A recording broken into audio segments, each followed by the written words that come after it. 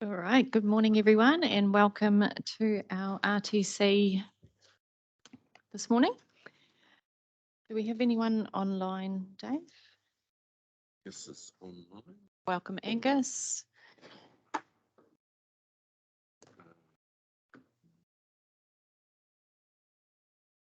Okay, so I'll be chairing this morning. Unfortunately, our usual chair is unwell, so he is at home in bed. So, yeah, we will march on. All right, any apologies? Okay, we'll start with the Karakia. Who would like to lead the Karakia? Right. Okay, thanks, Dave.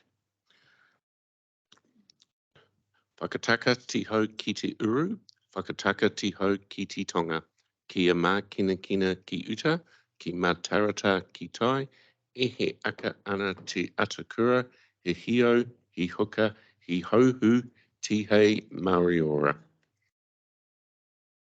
Thank you, Dave. All right, apologies.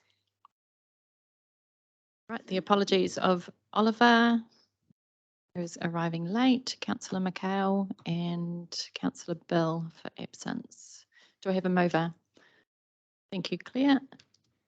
And a seconder? Oh, thanks, Adrian. All those in favour? Against? Carried.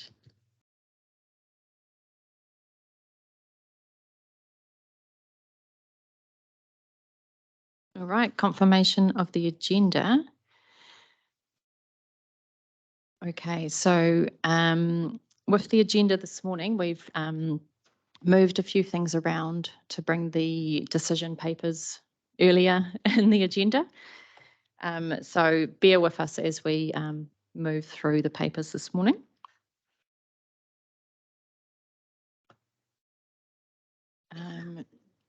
Do I have a mover of the agenda? Thank you, Philip. And a seconder? Thanks, Kevin. All those in favour? Against? Carried. Any disclosures of interest? Nope. Thank you. Dave, do we have a public forum this morning? Nothing in advance unless there's anyone here that... No. Okay, we'll move on. And just before we get on to confirmation of minutes, I'll just hand it over to Mark. Yeah, thank you, members.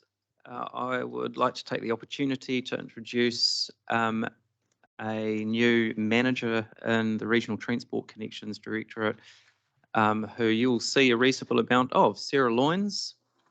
Yay!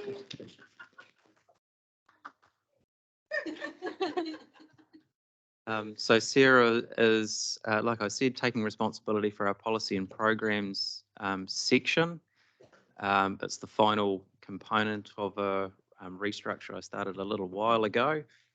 Sarah will be working very closely with Nigel, whose team will continue to lead the development of the Regional Land Transport Plan and other statutory planning and engagement with territorial authorities on their integrated land use and transport planning, with Sarah taking a slightly broader overview of that program and other areas. So yeah, Sarah is someone who many of you I know will already know from her former role at Waka Kotahi, brings a considerable amount of transport policy and planning expertise to the region and to this committee. So, Sarah. Yeah. Welcome, Sarah. Nice to see your face around our place now. All right. Confirmation of the RTC minutes from March. Do I have a mover?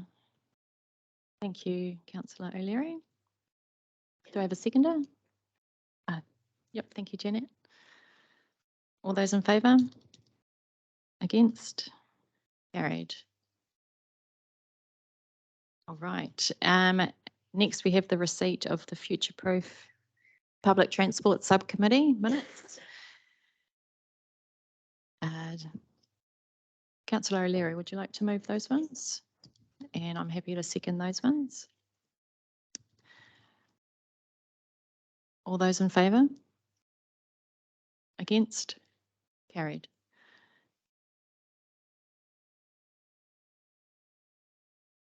All right. Next one is updated terms of reference for the RTC. Dave. This is just a brief report to bring to the members' attention that the terms of reference for this committee have been altered slightly. This is a change that allows the committee to consider some public transport matters outside of the future-proof sub-region, and acknowledging the involvement that the future-proof public transport subcommittee also has on this matter. And that was resolved by regional council. I can't quite recall the date off the top of my head, but if there's any questions, just let me know.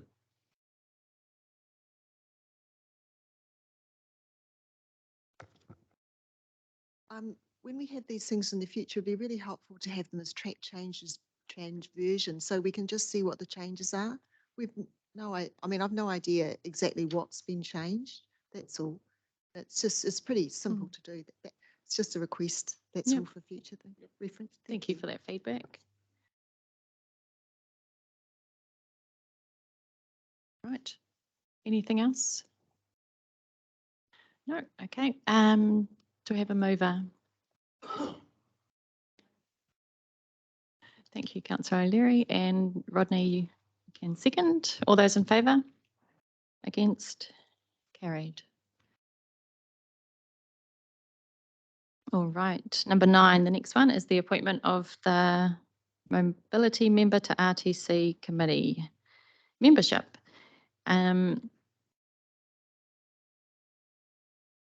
Dave. Okay. Councillor O'Leary moves and Councillor Clare seconds. All those in favour? Against? Carried. All right, now we're moving to item 12, which is the submission on the draft GPS land transport. And Nigel. So that is on page 47 of your agenda.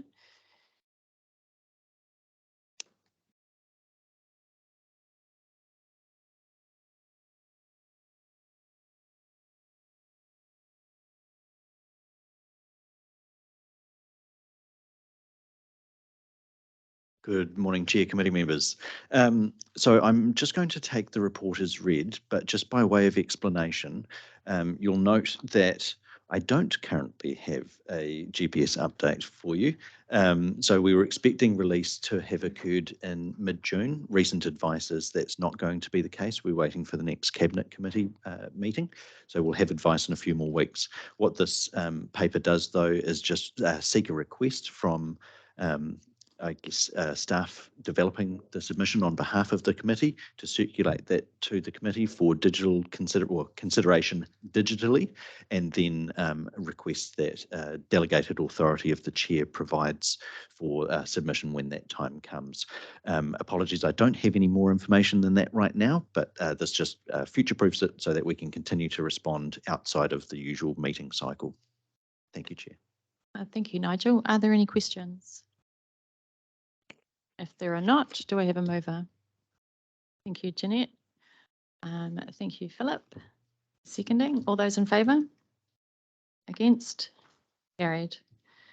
All right, now we're going to go to item 15 on page 98, and this is the speed management plan development. Nigel. Back with me, Chair. Yep. Thank you. I also have my colleague Kimberly Bell available online should there be any additional questions.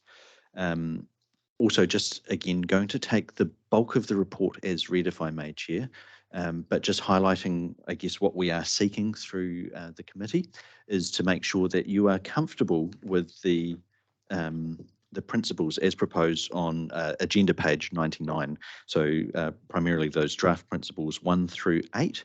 As the committee will have seen through reading the report, we're in the process of developing regional speed management plans. By agreeing to these principles, this will help all of our road controlling authority partners in the preparation of their own speed management plans as they go through. So what we are seeking through this is support from the committee for these principles to be included. They will form the basis of our speed management plans and ensure unity and coordination across our district boundaries and one view as a region. And happy to take any questions, but back through you, Chair. Thank you, Nigel. Claire, if you've got a question. Yes, thanks, Nigel. It looks really great. The question I had in the draft principles is none of them seem to give a commitment to respond in a timely manner to any speed changes that might be needed. Like before we had this system in place, I recall many discussions around the council table about how long it would take to get a speed limit change implemented when there was clear community support for it, there were safety issues and all that sort of thing. So none of these principles say that, like for instance, number 5, we will monitor and manage speed environments in a I don't know, responsive and timely or agile, nimble, that kind of wording. Yeah, that, or maybe number 6 where we'll implement. Because I think it's really important to send the message that if we see an issue, we really want to be able to get on top of it and make the changes that are needed without delay. Thank you. Thank you, Claire. Just responding to that, we do have the ability to provide, by way of additional explanation through the covering aspect of our regional speed management plans, how we intend to implement on those. So timeliness and responsiveness can absolutely be a component of it. I also expect that whilst districts are developing their own speed management plans, that can also be a key element of how we respond and deliver on it. This whole process that we're going to go through is designed to make it easier to make these changes. So I'm hoping that by the time that we reach the end of this process, and we're looking for a draft at the end of this year, we'll have a very good roadmap for us about how we can actually implement this and expedite some of those works that are needed sort of more quickly than others. Thank you. Thank you for that response, Nigel. Kevin. Thank you, Chair. Just echo those comments around timeliness, and I guess it leverages off our update on the agenda item on page 66. So looking at David with the State Highway Network, and I'm particularly focused on schools on the State Highway Network. So we've had this discussion in the last training around schools that sit on 100k zones. And I guess if you're looking for a priority, that would be an early win if we were to focus on that. Yeah. Oh, thank you, Councillor Taylor. Yes, I might actually defer to David in terms of response for work on state highways.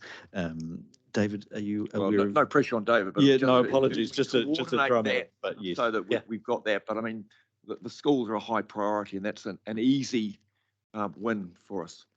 So you'll be aware from previous Transport Committee meetings that when the new speed rules came out, one of the things they did was make a blanket rule around speeds at school. So rural schools 60 kilometres an hour, urban schools 40 kilometres an hour, and a process by which those speed limits would be implemented. So the positive in that is that the process that otherwise would have to be followed, which is quite a long community consultation process, multiple phases, etc. We don't have to do that. The rules set. It's literally just a case of implementation. And so there is an implementation plan within Waka Kotahi.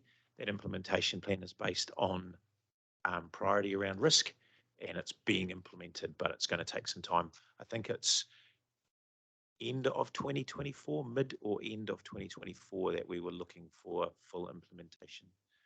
And the reason for that is, so for example, there's plenty of examples where there are schools in 100k zones that are currently 80, and in order to drop that to 60, other speed limits have to change. There's a sort of, you can't just go from 100 to 40 kilometres an hour or 60 kilometres an hour. You have to stage that process. So that's why it just can't be done overnight, but there is a plan and there is a set time frame for that. Well, And in terms of what we are seeing through the work that is coming through at district level, schools in Marae have been the first focus, and I know many of our partners around this table are looking for implementation and delivery ahead of time and making sure that we exceed the 40% delivery in 2024, and with the majority of schools to be addressed. Thank you. Does that answer? Satisfy those who are sitting on the 100K zones with their schools, but yeah, it is what it is.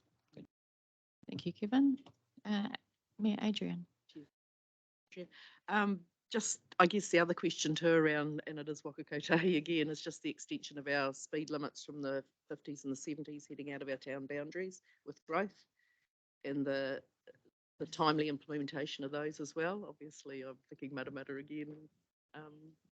But yeah, just some clarity around that, because obviously as a regional district thing, we can do it all. It is tied in with Waka Kotahi and what they can achieve. So can you give any guidance around that? Thanks. So, those have to go through the statutory speed plan, and as you know, that's requires a consultation phase, which can be quite time consuming depending on how much support there is or isn't for a speed change. If there's universal support, then it's relatively easy, and if there's some opposition, then we need to work through those machinations, but we still have to follow that process. So we have got an interim speed management plan in place to take us through till the end of the next financial year. That, as you know, government asked us to focus on the top 1%, and so we've reduced that back down to the top 1%. And so that's obviously relatively few roads. The remainder go into the speed management plan, and I am very, very confident. The speed management plan is not completed yet, but very, very confident that most of the ones I know, for example, the Matamata State Highway 27 is in there, and 24 is in there as well, as is Rangawiti Marae. In fact, I think that's in the interim speed management plan. So those are there, but they're just going to have to wait to go through that statutory process. But one of the things about, I guess, the dialogue we've been having with all of you, our region, and the things I've been hearing from you and our staff have been hearing from you are well represented in that speed management plan. Thank you.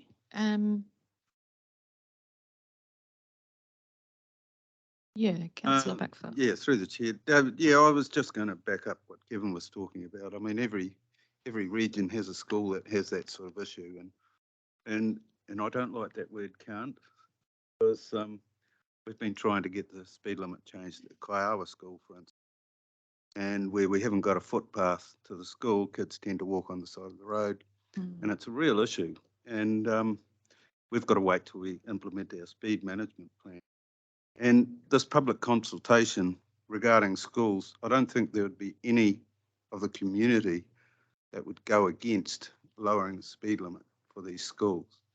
So it'd be great. Yeah, I understand we have this process we've got to go through, but it'd be great to just have a blanket approach when it comes to schools. It's really important. Yeah, thank you, Philip. Mayor Len. Thank you, Angela, Madam Chair. I'm just going to circle right back to what Claire started, and everyone else is saying the same thing, and I sent you an email, David. I need some help to understand what mechanisms are in place already for having emergency speed limits where an event has changed the pattern of traffic, the speed of traffic, and the nature of traffic. So gone from cars to heavy trucks, for example. So, and we've got a number of areas around our district where we're getting very strong representations from the community. Things have changed. This is no longer safe. We need some action, and we need it now, on the same level as if you were doing roadworks and you had speed limit change because of roadworks. So I'm not sure whether David or Nigel, what is there in place that can respond immediately? And if there isn't, what do we need to do to get those mechanisms in place to respond immediately? And we do have a situation, and you know yourself, David, this has happened where if we don't get some action, then the locals take the law into their own hands and start painting pedestrian crossings, and you've seen it. It'll happen, and there's a degree of frustration.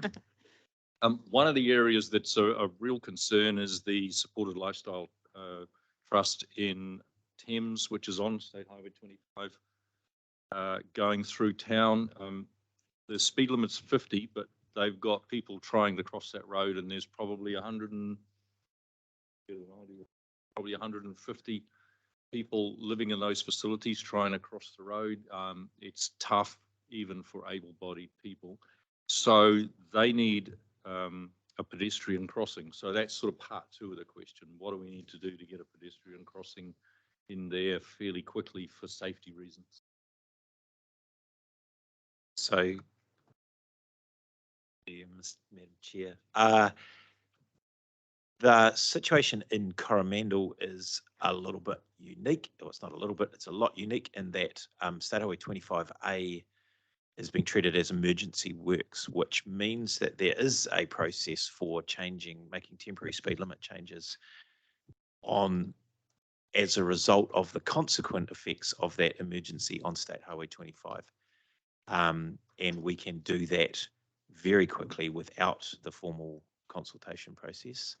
We have already engaged the speed experts to do a risk assessment of 25. That apparently is going to be complete today. And then we are going to come and talk to your team at Thames Coromandel to do a bit of reality checking on that on the ground. And for example, are there specific sites for, when you just described where perhaps that risk assessment hasn't picked up the significance of that risk. But the focus that we asked for that to be was those small settlements. So I know Te Puru, Waiumu,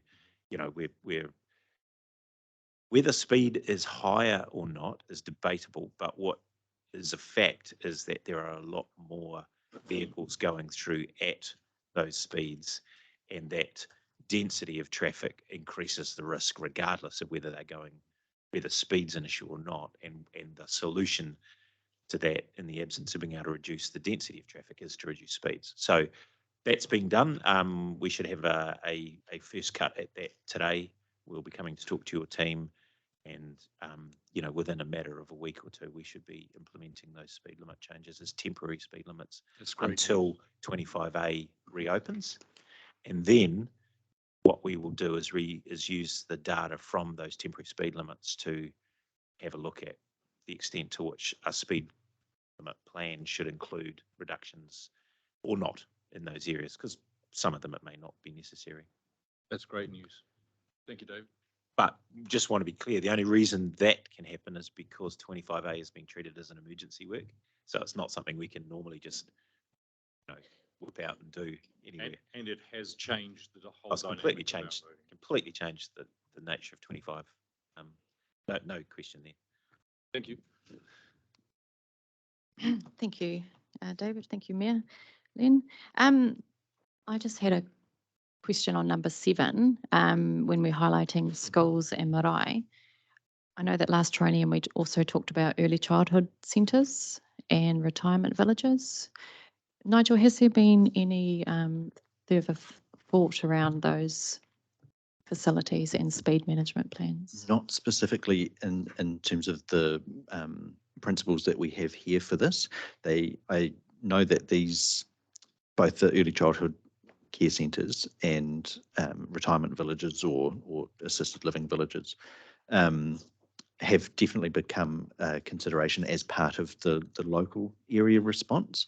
So we might not necessarily see it in a regional speed management plan, but I do expect that these areas are definitely highlighted through the local district speed management plans. Thank you, Nigel. Are there any further questions?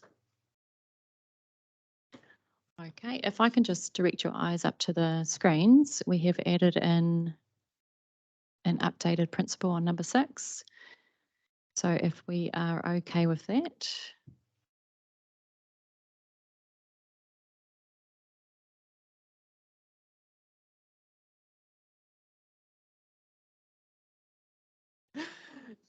Right, do I have a mover?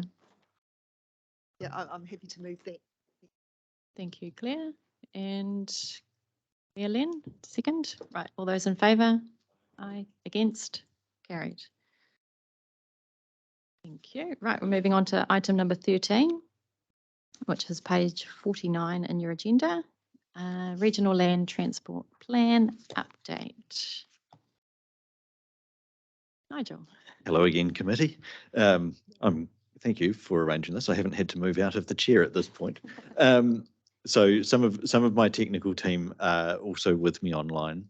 So Kimberly Bill and Vincent Quo have both been instrumental in helping to develop what we've got here. For the vast majority of this, I would like to take it as read, but there are a few things that I'd like to highlight. Oh, and I can see through the chair, would you like to address the addendum report as part of this one too? Yeah, I'll get Mark too. Oh, fantastic. Thank you. Yeah, thank you. Thank you, members. And thanks, Nigel and team. I thought I'd just, one, apologise for the late circulation of an addendum to this particular item that came through on Thursday. The purpose of that addendum was to really give some clarity to the committee in respect of a staff view on what was put forward in this paper, which was based on the workshops that had been held. At the second of those workshops, the committee members were fairly clear to staff that they really wanted us to put forward our best attempt at what we felt the sensible solution was here in relation to those problem statements, how many there would be and how they might be weighted. And so I sought some further advice from the team to present to you a clear recommendation in terms of how what the committee were trying to achieve could be met while sticking as close as we can to the best practice approach that Waka Kotahi prefers us to follow when it comes to this end of our regional land transport plan development. That's not to say that, of course, the committee can choose to take this in whichever direction that you will, but we did think that your advice to us was pretty clear. Come to us with a clear recommendation, and so we've sought to do that.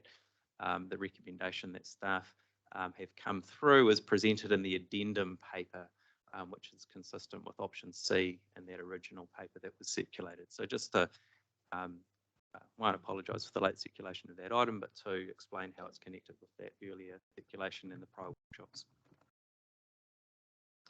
Thank you, Mark. Thank you. And so if I guess members, while we're talking about this, can consider both papers together, this will help the flow of the conversation. There's, I guess, looking at what we have presented to you, we obviously had our workshop a little while ago, which effectively covered the second aspect of the investment logic mapping that we were going through.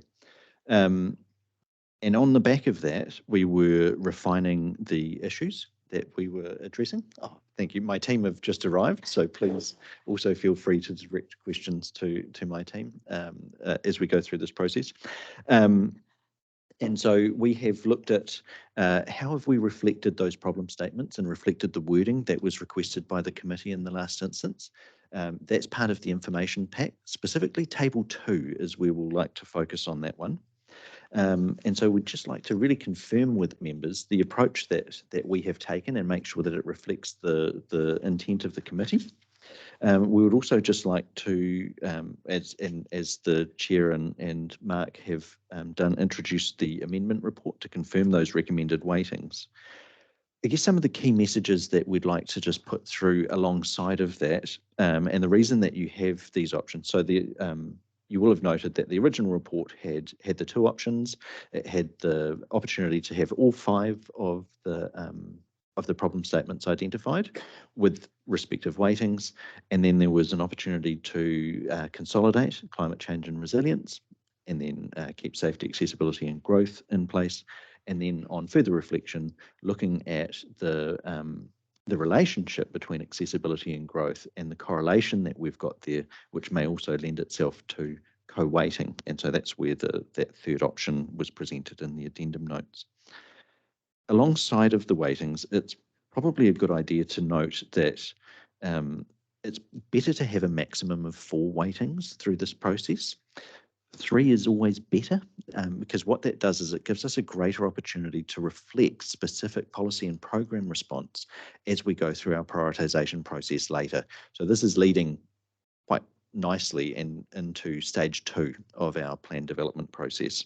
So that's where this work, it feels a little bit academic at times as we go through it, but it is really useful in terms of us being able to reflect as a committee and as a region what we are trying to achieve through the program and deliver on the intent of the report. So just noting that too many weightings dilutes that process. So again, really happy to take feedback from the committee on whether we've got this right, and just checking in. But also probably a further note on weightings.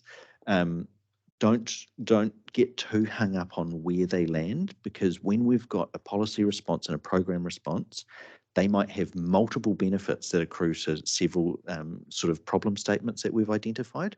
So whilst you might feel, oh, safety, it's weighted too low at 25% per option C, it may well be that, you know, by improving safety or addressing safety in other ways, it has multiple benefits that will touch on resilience, touch on accessibility, and so you do have a compounding effect of having one activity with multiple benefits being attached to it too.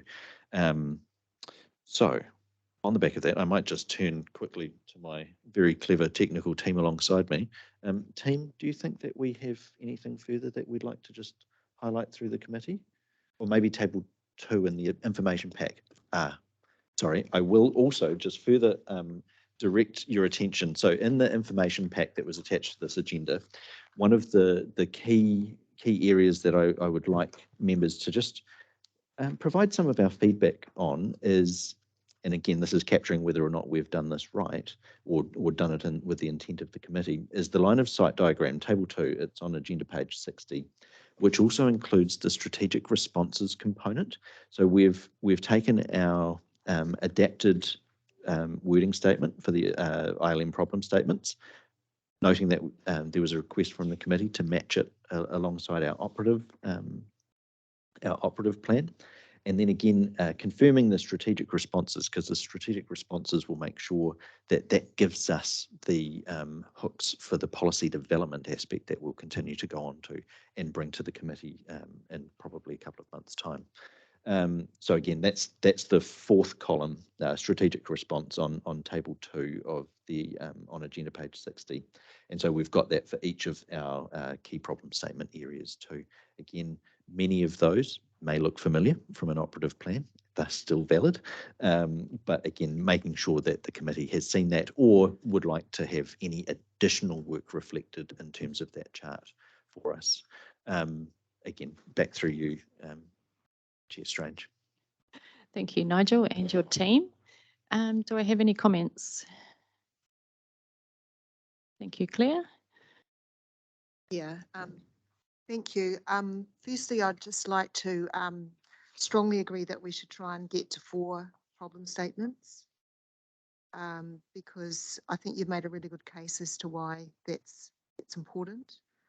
I don't really have an easy answer as to how that might be arranged, although I thought that the top one, which is the climate change problem, which I think is about trying to get mode shift or, you know, alternatives to private car use, could possibly be combined in a certain way with the access and mobility, because we already have separated out the resilience problem.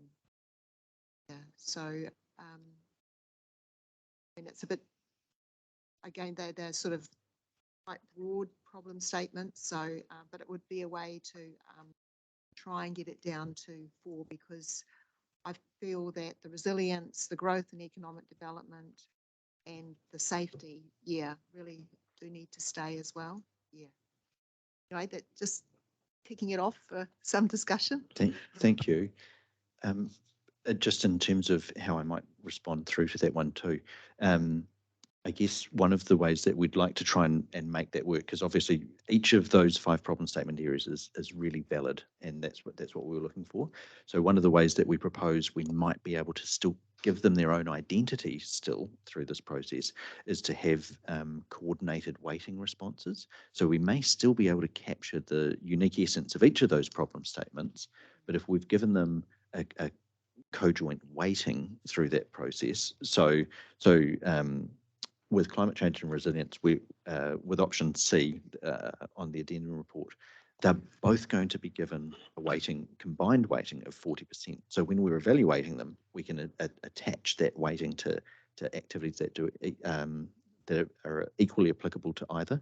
And again, my apologies that this is very academic, and I know that sometimes it's better with a worked example than just going through it. But equally, you made a really good point there just about how do we put accessibility in there too? I think through your statement, we've looked at the relationship between accessibility and growth and determined that they may well also benefit from a co-weighting. So then what we'd end up with, and again, apologies because we start getting into the policy development aspect of it, the nitty gritty, where we talk about our line of sight and how we are attaching our individual problems through to a response, a strategic response, and an implementation measure. But what that would do is it would mean we can still have a direct line of sight from climate change and resilience individually through to a program type response, but they'd be weighted equally for those ones. Again, that's where the prioritization becomes important, but they would all still have the same identity, and we wouldn't need to necessarily compromise through needing to join or merge those individual statements, and so they've still got a unique response that we can apply. So I hope that, and their own objectives. Sorry, the team has just reminded me too. So each of those problem statement areas has their own objective response too. So that. Thank you, Nigel. Yeah, that makes sense. Your explanation. Thank you, Councillor Taylor. Thank you, Chair. Just reading through this and looking at option C as presented, I can see a more natural alignment between climate change and resilience in terms of the response. Climate change, and if you look at the bullet points, that's what we are doing to mitigate the risk, and the resilience is what we're going to do as a result of what has happened and is likely to happen going forward. So I see those two as being two branches of the same tree, for want of an analogy. But if you also reflect on the growth and economic development response, a lot of that sits clearly hand in glove with the resilience response, because we're not going to be doing anything network optimization or freight efficiency or future transport systems that doesn't have a resilience component in it, because that wouldn't make sense. So if you really wanted to lump things together, in my mind, you could quite easily make an argument for those three to be joined. Not sure how the logic in that works, but it does in my mind anyway. Thank you, Councillor Taylor. Councillor Phillip. Thank you. Yeah, Nigel, yeah, I'm a lot more comfortable with the merging of those problem statements. And where they sit, I mean, Kevin made the comment, they're branches of the same tree. Well, you could argue that fact for a lot of them, really. But one question I have was, although I'm really keen on safety, by putting safety further up the list, are we encouraging more traffic management? Where does traffic management sit in this? Because I think we're overdoing it with traffic management. The general public fine with that. Yeah, is that part of this? Thank you, Councillor. Statement. Can I just clarify on traffic management, because sometimes we define it in slightly different ways. Are you thinking about like on-road control of traffic as a safety mechanism, or because we also have travel demand management, which also comes through, and that's more of a behavioural influence, or are you thinking more of the safety response about how we direct people through construction sites and roadworks and the like. My question was more, are we endorsing more traffic management processes by putting safety further up the list? Okay, Or is I think that not part of the it traffic probably management, not part sits, of- no, it probably would sit outside of this process, I think. Right. So that would probably be more alongside the technical delivery of those aspects.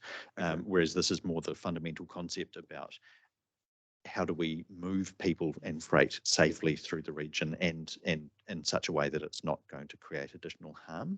So there are aspects of travel to management that come off it, but it's probably more the next layer down in terms of how do we implement and how do we do it. And this is probably more of the concept. Do we agree with making sure that people move safely and freight gets to where it needs to go in a safe and effective manner? No, on So, that- on so that we basis, can address it probably through the next layer down in terms of the detailed response for you. yeah, I mean, there's so much, I see so much wastage with what's going on in that space, but no, I mean, you could argue for and against a lot of these, but I'm happy with C, with how you've got it in that. Thank you. Councillor O'Leary. Thanks, Chair. Thank you, Nigel. Just two quick questions, and it'd be really easy to go down a rabbit hole, and I'm not going to do that. But just in terms, and I really appreciate the work that you've done on this, and you've done exactly what I think we've asked you to do. In terms of climate change and resilience, by grouping them together, and I guess the same with accessibility and growth, how does weighting then get applied if something was had like a higher climate change response, less of a resilience response, or does that really matter? The intention is that when we come to that prioritisation aspect, they both get treated the same. So I guess we note that there are multiple benefits that accrue to each of those areas. Yep. So I guess just for my own clarification, are you thinking of an activity that may contribute to both? No, that may contribute really obviously more to one and obviously less to the. I don't think To the that's other? quite possible with that one, Yeah. but what possibly would be possible with accessibility and growth, I'm not too sure. In terms of how they may pan match out. up, yeah.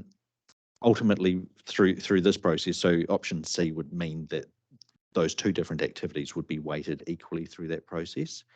You might recall through the way that we did that last time is we run that reasonableness check over the back of that afterwards. Yeah. So if we look at that and we say, oh, actually this has come up with a perverse outcome that we hadn't intended by weighting it like that, we collectively as a committee, you would look at that and suggest actually we need to modify it, and that's where we would then address it at a secondary level. This gives us a rough cut so that we can get a high order priority of where investment across the program should look to deliver if we were to look at a balanced delivery for activities across our region. Would we expect approximately 40% of our work to be in climate change and resilience? Would we expect 35% in accessibility and growth? And then we can tweak that a little bit with the specific program and policy responses that we attach to it. It doesn't really address that immediate concern of how they may be fundamentally similar but quite different, and they get treated differently. But for the purpose of how we're working, the first order, they would be treated the same if they've got an equal weighting level and to get that first order priority. Yeah, and Nigel, just in terms of the accessibility and growth don't feel organically like a good fit. It would be more safety and accessibility that would be a better fit. So can you just high level explain how you got to that point? Yes. And I think what you've done is smart, right? It's given a bigger chunk of priority rather than having the 5, which is kind of where we were going. So I get that. Yes. I guess what it's probably the difference between like universal access and accessibility, which in this instance has been defined as giving transport system uses the equal opportunity to address work, employment, recreation, and others.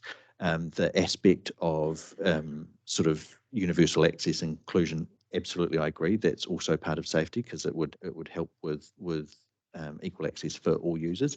This one's been more about does anyone using the transport system in the region have an equal opportunity to participate in that space? And so then if they do, how does that contribute to growth in terms of them being productive, contributing members of society? So that's where the growth aspect was, like when you are growing, do the new growth cells within your region still continue to give people equal access to the system rather than result in potential blockages or areas of isolation? So I guess that was sort of the differentiation. If I confer with my clever team off to the side, team, that was some of the theory behind where our accessibility growth linkage came. Introducing Vincent Quo. In terms of the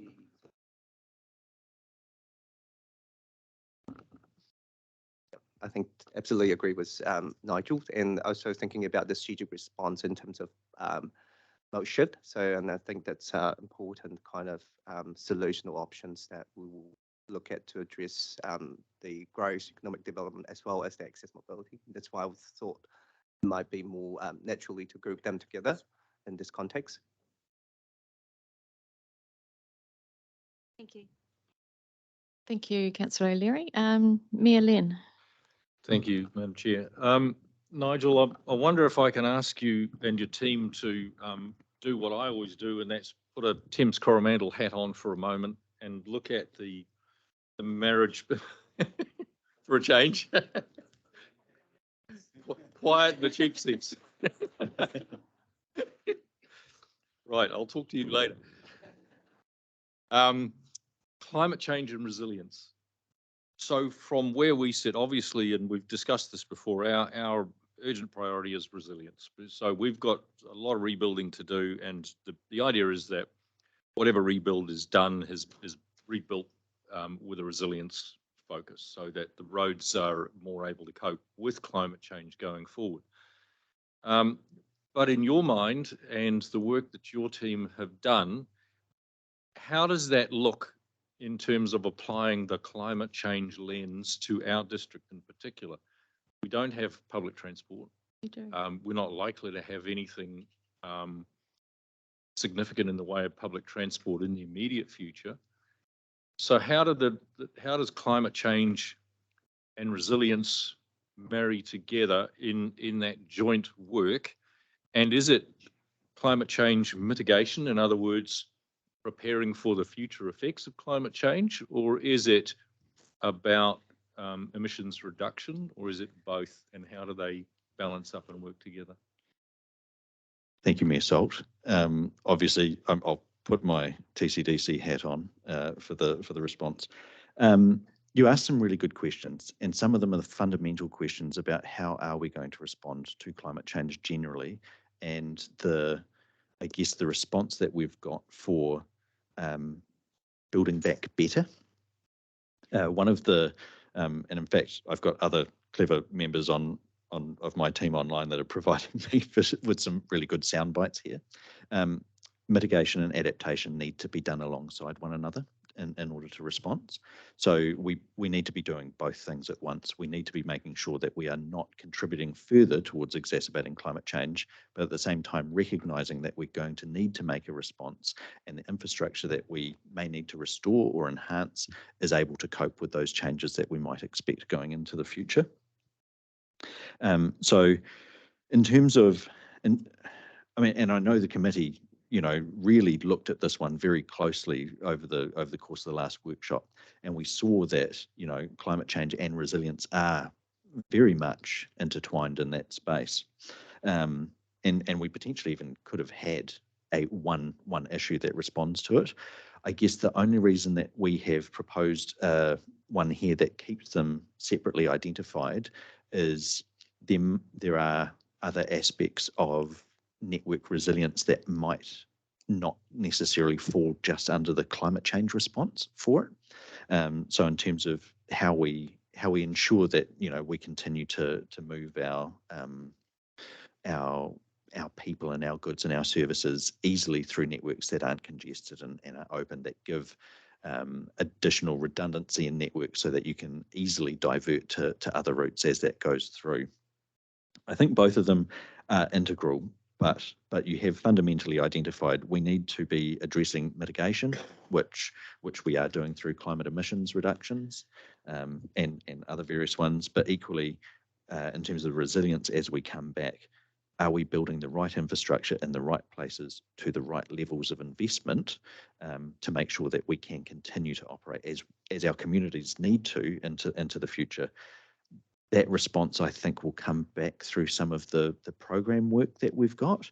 But again, happy for advice through yourself, through the chair, through the committee, on terms of, you know, do we still keep them separate, or are we happy to say resilience has a broader focus than what is in relation to climate change, and still keeping an individual focus on that one? But again, I don't want to put views in terms of anyone's heads, and happy to take that advice. Thank you for your question, and back through you, Chair. Thank you, Mayor Lynn. Mayor Adrian. Thank you, Chair. I actually really like what you've captured here because it's at a high level. At the end of the day, it's easy for us to get down and granular stuff, but I think it does capture it in a really good space that you add in, you know, and it builds on it. So if even you've probably got something else to say, I was just going to say I was happy to move the recommendation, but Kevin first. Thank you, Mayor Adrian. Councillor Taylor. Oh, through the chair, far be it for me to have something else to say, but there we go. Hey, look, the only query, and I know this is, could argue it's an academic exercise, but when you look at safety and just separate it as being a focus with a 25% weighting, there is an argument that safety applies as an overarching principle on all of these, and my only concern would be that we don't look at it, well, this is a safety lens, but it doesn't apply to this and this. And I know you won't do that, but I'm just concerned that if we write it this way, it easily takes safety and go, this is an overarching. It's a wonderful response to climate and resilience, but if it isn't safe, it's no good. It's not fit for purpose. Yeah. So I'll leave it at that, and then someone can move. Yeah, thank you. Oh, look, and if I may, Councillor Taylor, I think that's a really important response. And you might recall we had a similar approach to how we worked with the operative plan, where climate change was an underpinning objective across the lot. Equally, that may apply to safety. I don't think that we would isolate it from anything else. I strongly agree with your sentiment that safety should be an aspect of all program considerations. Thank you. Thank you. Oliver. Hi, I just have a similar query in regards to accessibility. Yes. I feel like that should be considered in, you know, anything that we're doing. So yeah, yes, yeah. How would it look if, you know, accessibility was kind of, rather than being its own thing, was a it's an overarching principle, I guess. Thank you. That's a Oliver. It is a good question, and I think this is where we'd have to look at accessibility from its two aspects. So that obvious the inclusiveness, so that anybody has access to the system, and also making sure that the barriers that exist aren't also socioeconomic and other ones from that. So it's not you've got social aspects, you've got physical mobility aspects, and the whole lot. I think still by having it highlighted in its own individual response, it gives it that visibility that comes through it. But very much like safety, whenever we are proposing or considering an intervention, we should really take account, and it must be fundamental that we make sure that inclusivity is across all of our interventions. So very happy for that to come through in terms of our policy implementation response and program response that comes through alongside this high level concept. Yeah, thank you. Thank you. Councillor Dow. I just really wanted a little quick comment. Didn't want to, but I kind of agree with moving on. But I think to me, safety is just a given. I mean, I don't even know why we've got a waiting on it. It'd be just an overarching thing. Like that anything you go and do, you consider safety. You know, so I don't know whether it needs that special little 25%. I just think you wouldn't go and do a project without considering safety. I mean, there's that many laws around considering it, so I just think it's a given. But anyway, I'm happy to move on. Thank you. Thank you. If I can comment to Councillor Dow's statement, I think it's a really good one. I guess the only time that becomes an issue, and we've got parts of our network where there are no safety barriers and a 40-metre drop on the other side. So the parts of the road I'm thinking of probably are not prioritised for any work on them at the moment, and yet safety is an issue there. So safety can sometimes be an objective on its own that needs to be addressed without other work, without being included in other work. So thinking of those examples. So I agree, but it's just I can think of specific examples where safety sits outside on its own. Thank you, Mayor, and thank you, councillors. I'll just add a few comments and questions. My first question was, does that align with the GPS? As best we know, yes. The current GPS? Yeah, yes, and I do Thank believe you. it has a very good alignment to our current GPS, and reading between the lines, we expect a similar level of investment coming through in a future GPS, but yes to the current, maybe to the future, but highly likely. Thank you for that response. Yeah, my comment would be that I see the option of C really reflecting a regional approach and enables that local application as well. So I think it's quite smart to stick with the 4 weightings through to the 5 applications as well. And just to address a comment from Mayor Len,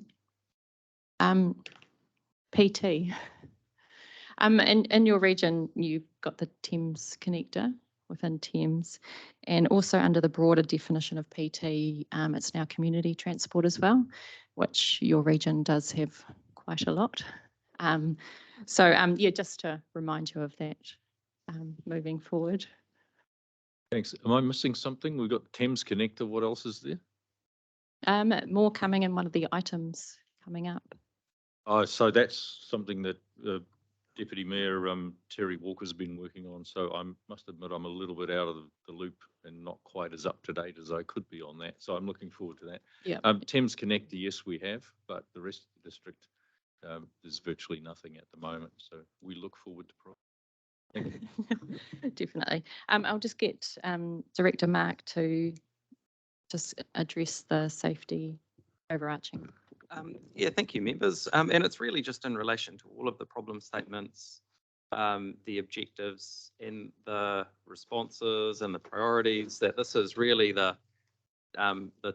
highest of high levels in our regional land transport plan. And much like in other policy development work that you'll be doing on district plans and the like, there are many objectives that this RLTP will try to address.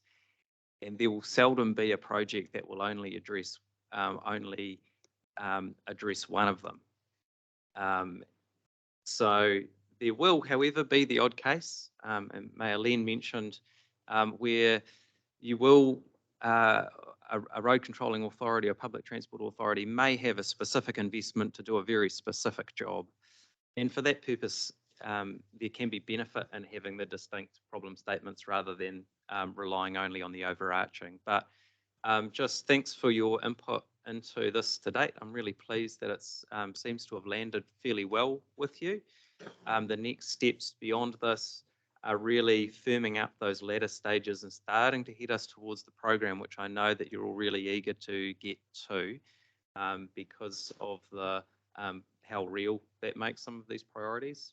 And yeah, so that's all I was wanting to add. Thank you, Mark. Councillor O'Leary. I was just checking process. Do you want us to make comments now? Not, you don't want to vote and then debate? Which was just my nice comments. But, Yeah, you know, I'm just, you know. I was just Which way do you having want a it, word Madam to Dave Chair? about this. Happy to open it up to further comments and debate. Oh, you've seconded, moved and seconded. Yeah, we do. Okay. It is on the table Yeah, now. cool. So Okay, all right. Can I go? yes, you can go. Look, I just, Do we want our sorry. presenters to step away? Oh, Or whatever your standing orders say. Stay then there. no Stay comments are directed at them there. No, personally? no, oh. Yeah. Thanks. Over to you. It's always weird working in two different spaces. You know what my city council's like. Yes, we do. Look, I just want to say thanks to the staff. It was a bit of a lumpy start, our two workshops, but you've wrangled it together really quickly and you definitely listened to us. And I think it's definitely come to a sensible and effective conclusion. I think without the GPS, it's a little bit like trying to fit a square peg into a round hole, but we have a rough idea of what we hope is going and how the funding's going to fall. So we just need to, I guess, the biggest thing now will be the funding envelope. And I think we need to keep in mind that fundamentally what we're doing here is about attracting funding. That's the guts of it. Whether safety is an overarching thing or however it falls, fundamentally this is a funding document for the region. And that's where the rubber hits the road. In terms of the length, the problem weightings, I think we've been really smart here. I kind of approach this personally from what's the length of time to solve a problem? And gosh, you know, when you look at that, of course, climate change and resilience is going to bubble to the top. And in terms of safety, we actually have shifted the dial in certainly in that last term when I sat around this table, and what the work the Waka Kotahi have done and all councils have done in terms of turning our minds to safety. We've done that. You know, we're building fast motorways safer than we ever have before. Still, retrofitting takes a long time and is incredibly costly. But I feel that safety slipping down a little bit in terms of our priorities is right because it's embedded in there. It's business as usual. What isn't business as usual still is how we manage growth, how we bring accessibility in, and how we shift the dial to mode shift. So look, well done. I look forward to the rest of the process and yeah, thank you. Thank you for those comments. If there's nothing further, Councillor Clare. Yes, so I'm happy with what is proposed. It's just that it seems to me like there's still 5 problem statements, not 4. But it's almost like we're sort of, even though we're separately articulating them, climate change and resilience, lumping that as, I'm not sure why we couldn't just say climate change and resilience and say that's one problem statement. Yeah, so I'm just a bit confused because I thought there was quite a strong directive to try and get to 4 or even 3. Yeah, that's all. But I'm certainly happy with what's proposed. It's been a really good discussion actually, and understand the importance of having safety out there as a separate item. And I agree with Angela's comments about accessibility and growth and needing to move the dial on that. Yeah, so I'm happy with the what's proposed there, and I really appreciate the work that's been put in by staff to get us to this point. Thank you, Councillor Clare. Would you like a response from Nigel? No, that's fine. Awesome. If there's nothing further, we'll look to move. We've got a mover and a seconder. All those in favour? Against? Carried. All right, we're going to take a little cup of tea break, biology break, and we will come back at 1:45. Thank you.